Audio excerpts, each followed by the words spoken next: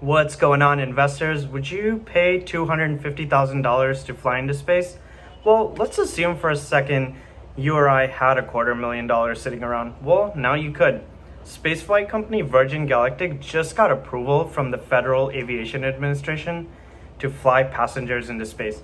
And this is breaking news just as of Friday, June 24th, and Virgin Galactic is the first company to get approval of this kind.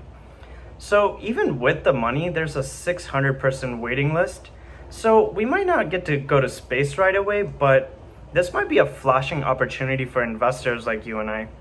Just think about it. There's 600 people in the waiting list that are willing to pay $250,000 for a ticket. So just do the math there. That's a lot of revenue waiting for this company. And then if you look at their stock chart here, their 1-year return has been an impressive 175%, but there is a lot of volatility here. So you can see here from the FAA approval itself, they had a huge jump of right under 40%, but even leading up to it from mid-May till last Friday, the stock has been popping like crazy from their last successful test flight and expectation of the FAA approval. Now, the slightly bad news is that analysts are downgrading their ratings and saying the markets might have overreacted to this FAA approval and that this approval was already baked in the May rally of the stock price. Bank of America analysts actually double downgraded this stock from a buy to a sell this week. So you can kind of see that right here in this drop. In this video, we're going to do a company overview of Virgin Galactic. We're going to take a look at their financials, their stock chart, some metrics, and make sure to stick around till the end because we're going to go over a lot of good, exciting info. Hopefully by the end of this video, you'll be able to learn more about this company and decide if you want to invest or increase your position. Just a quick disclaimer, information in this video is not advice and is for entertainment purposes only. With that being said, let's jump right to it. So Virgin Galactic is a British-American spaceflight company and it's 33% owned by the Virgin Group, which is a large British private conglomerate. So this company develops commercial spacecrafts that aim to provide suborbital spaceflight to space tourists. So the main spacecraft is called Spaceship Two, and you might have also heard it called the Unity. And this main spacecraft gets carried to an altitude of about 50,000 feet by a support carrier called White Knight 2, and then basically just gets dropped or separated. The main spacecraft Unity then goes on to an altitude of over 100 kilometers, which is called the Kármán line, or this is kind of the definition of where space begins. So customers would have a total flight time of about 2.5 hours, and during that time for 6 minutes, they experience complete weightlessness. So they kind of get to, undo their seatbelts and float around the cabin and really enjoy that 6 minutes of complete absence of gravity. This company is headquartered right between Los Angeles and Bakersfield in a town called Mojave, California, and they were founded in 2004. So they're a 17-year-old company. They have a little over 800 employees, so they're a relatively small company, and their main competitor is going to be Blue Origin, which is a private company founded by Amazon CEO Jeff Bezos. Now let's take a look at their financials. So we're looking at their income statement here.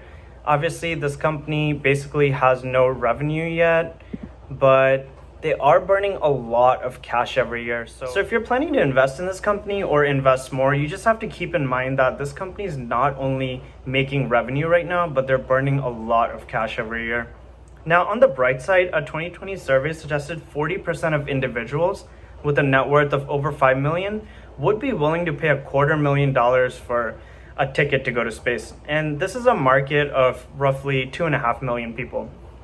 Virgin Galactic says their goal is to have 5 spacecrafts conducting a total of around 270 flights a year, and this would be by their 4th year of operation. The expected revenue from this would be around $600 million, and the gross margin on this would be around 70%.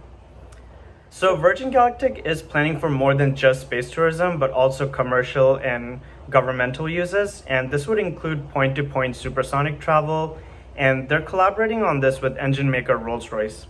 Morgan Stanley estimates the supersonic market will be around $800 billion in 20 years. So Virgin Galactic has a huge opportunity to grab a big chunk of this market share. Virgin Galactic supersonic aircrafts could travel from London to New York City in roughly 90 minutes. And just to give you some reference, it currently takes about 7.5 hours to go from London to New York City. So this would cut flight time by about 80%. And then lastly, Virgin Galactic did enter into an agreement with NASA for commercial participation on their International Space Station.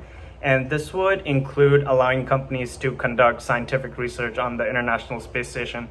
And let's take a quick look at their balance sheet here. They're holding roughly $650 million in cash, so they have a healthy amount of cash on their balance sheet. And then if you look here, they do have around $85 million in unearned revenue. And what this means is this is basically deposits from around 250 customers that have already paid for their ticket to space. And one last important thing to note here, they do have a lot of debt on their balance sheet. So if you look here, they have about $137 million in long-term debt. So let's take a look at their stock chart a little bit more. They're currently trading at $46 a share. And this is kind of towards the higher end of their 52-week range. And then obviously this is not advice, but this might not be a good time to go all in. So you could always take an initial position and then average down your cost over time. For example, whenever there's a dip, you can take advantage and lower your average cost over time. And then let's take a look at some more metrics here. Their volume is 64 million. So that kind of tells you there are a lot of investors trading this stock right now. They have a market cap of around 13 billion. And then if we look here, this one's a really interesting metric. Their short interest is 22%. Just to give you a reference, this is really high for a company. Facebook has a short interest of about 1% and Google is about 0.5%.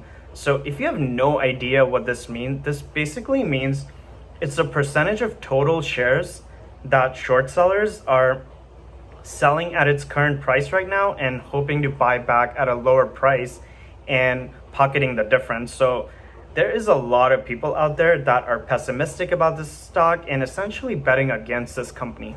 So this might be a yellow flag to you. There you have it, a nice little overview of Virgin Galactic from all angles. Hope you learned a thing or two.